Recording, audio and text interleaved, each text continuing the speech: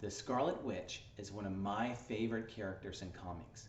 And now there's a lot of reasons to love her, but the thing that I like most about her is her devotion to her family. Now, of course, she crosses some lines out of that devotion, but in general, as a husband and a father, I wish that I would do anything that's not pure evil to take care of my family and to be with him just like she would. But of course, like I said, there's lots of reasons to love this character. And so I'm curious, why do you like the Scarlet Witch? Or what is an event that she's had a big role in that you've really enjoyed? And I want to hear from you down in the comments. And if you let me know in the comments, I will give you a bonus entry into my 400 subscriber giveaway, where I'm giving away 4 copies of Spider-Woman #1 once we hit 400 subscribers. And of course, if you haven't subscribed to this channel, I'd appreciate if you would consider doing so. Well, today I'm going to be talking about 5 different Scarlet Witch keys at 5 different price levels, so that if you love this character as well, you can find a cool book to add to your collection no matter what budget you have. So if I had $5 to spend, I would be looking to pick up a copy of Avengers West Coast #61.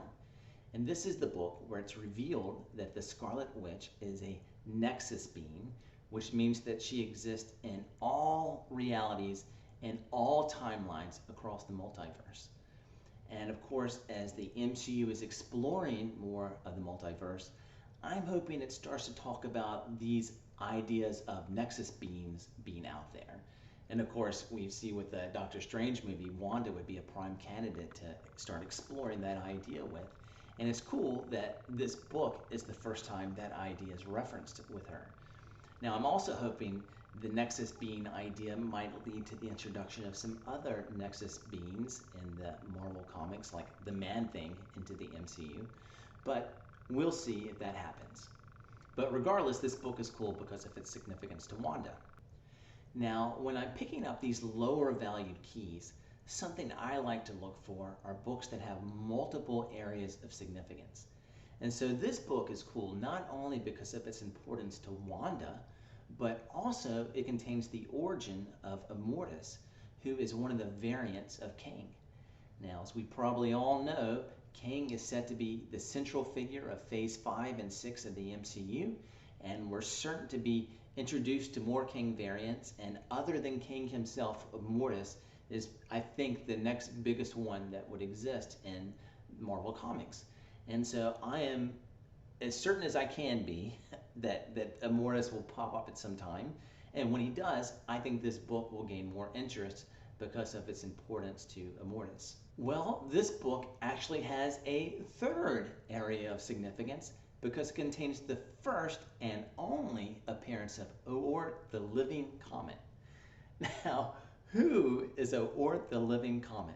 Well, in this book, the Avengers do battle with the newest iteration of the villain team known as the Legion of the Unliving.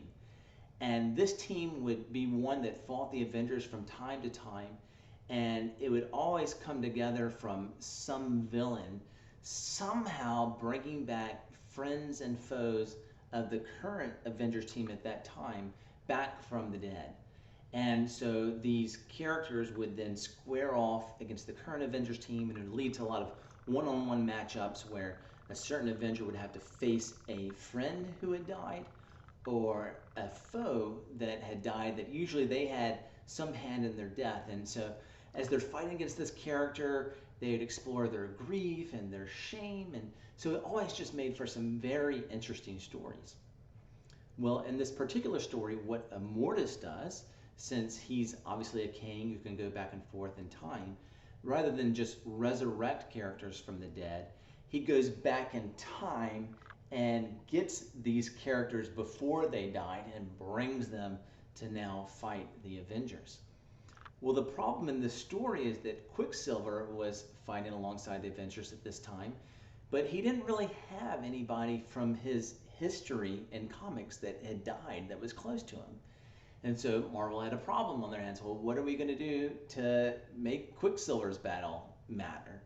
And so they came up with this idea that, hey, well, maybe there's this character in the future that Quicksilver eventually has a hand in their death, and so this is what happens. Immortus goes to the future, gets this guy Orth, the living comet, and brings him to fight Quicksilver, and Quicksilver finds out, oh, I've had something to do with this guy's death in the future, and he struggles with the emotions behind that, and it makes for an interesting little story. And I read this book as a kid, and so I've always wanted this character to be brought back at some point. If I ever write a Quicksilver miniseries, I'm going to bring back Orth, the living comet, and him and Quicksilver are going to square off, and I don't know exactly what will happen. I'll have to think more in the future. But this book is cool because it does contain that. All right, well, if I had $10 to spend, I would get myself a copy of Scarlet Witch #1.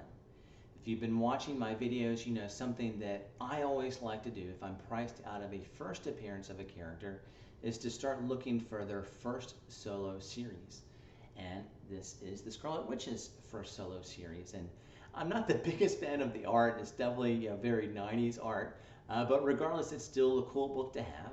And the second book in this series is also a cool one to have because it contains the first appearance of a character called Lore, who is also a Nexus being who's traveling through the multiverse trying to kill all the other Nexus beings. And so, of course, that brings him into conflict with the Scarlet Witch.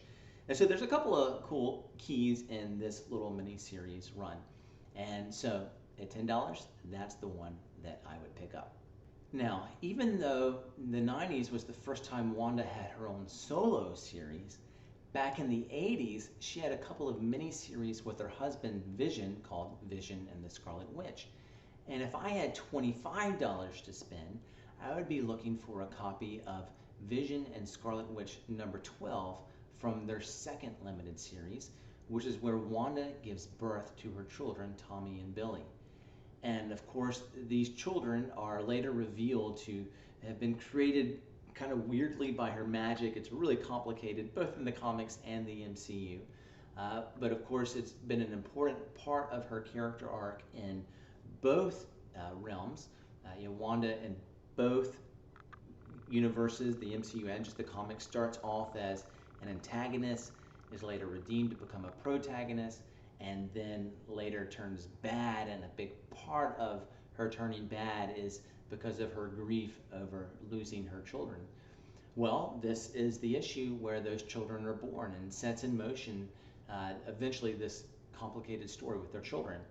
But this is also the first appearance, again, of those children, Billy and Tommy, who later, through weird comic book stuff, are reincarnated and become Wiccan and Speed of the Young Avengers. And I really think there's a great chance that we are eventually introduced to Wiccan and Speed in the MCU, that a Young Avengers team forms. And so this is their first appearance, and for that reason, it's a book that I would really like to pick up. Now, if I had $200 to spend, I'd be looking to pick up a mid-grade copy of Avengers #16, which is when the Scarlet Witch joins the Avengers, and it's also the issue where Quicksilver and Hawkeye join the Avengers. So it's a key book for all three of those characters. And I think it's a pretty cool story because before this issue, all three had been bad guys.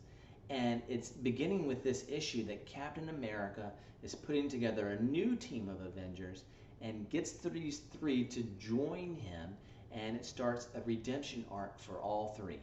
And I'm always a sucker for a good redemption story, and so I think this is a cool book for that reason. And it's also cool because it has this very iconic, classic Avengers cover with Captain America right in the middle. And so if you're a Captain America fan or just an Avengers fan, another great book to have for that reason. And thirdly, it's the third appearance of King. So a pretty early appearance of King. And of course, again, anything associated with him is going to be more and more popular in the coming years. All right, well, that brings me to the Grail. So what is the Grail for the Scarlet Witch? Well, of course, it's X-Men #4, which is her first appearance. Now, this book is an awesome book because not only is it her first appearance, but it's also her brother Quicksilver's first appearance. And those are the top first appearances here, but it does also contain the first appearance of Toad, who was in the first Fox X-Men movie and maybe has a future in the MCU. along with another villain called Mastermind. And it's the first appearance of the team of the Brotherhood of Evil Mutants. And so these are characters and a team that could be explored once the X-Men come to the MCU. And relatedly, it also contains the second appearance of Magneto, who certainly will come to the MCU at some point sooner rather than later. And though we don't know this at this issue, it's not till years later that we find this out. But as you probably all know, Magneto ends up finally being revealed as Scarlet Witch and Quicksilver's father. And so this book is cool to her story as well because it contains the second appearance of her dad. Now, whenever I do these character keys videos, I like to show off one of these keys that I've recently added to my own collection. So, which of these keys did I get? Well, I'm super pumped because I got the Grail, X-Men #4 and a CGC 6.0. And something I really love about this particular copy is that I looked up the grader's notes and found that a big part of its flaws is from tanning on the interior of the cover. So even though it's a 6.0 and so I can get it at a 6.0 price, it presents beautifully. It's a gorgeous looking book, and when I look at it, I'm surprised that it's only a 6.0, but again, that's because of the tanning on the inside.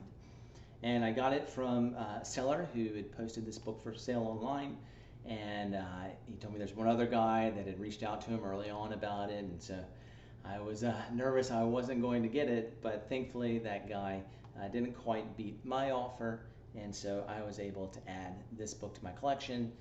Now, I've got a pretty funny story about the timing of when I bought this book.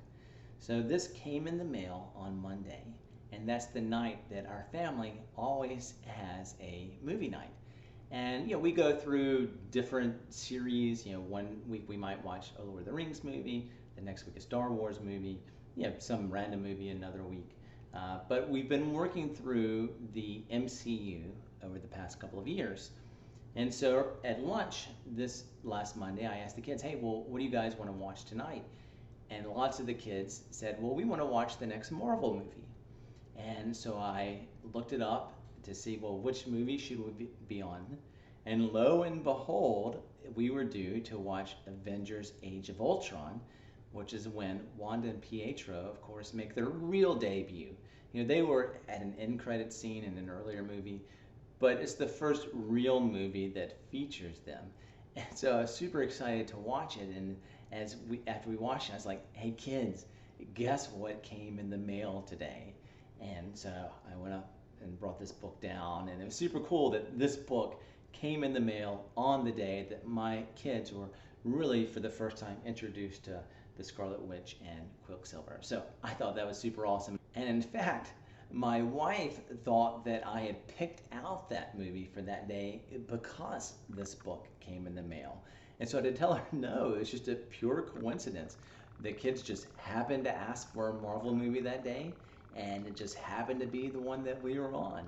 And so it'll be a moment that I always treasure, remembering watching that movie with my kids on the day this book came in the mail. So pretty cool stuff. So hope you enjoyed that story. Hope you enjoyed this video. Of course, again, if you haven't subscribed to this channel, I'd appreciate if you would consider doing so.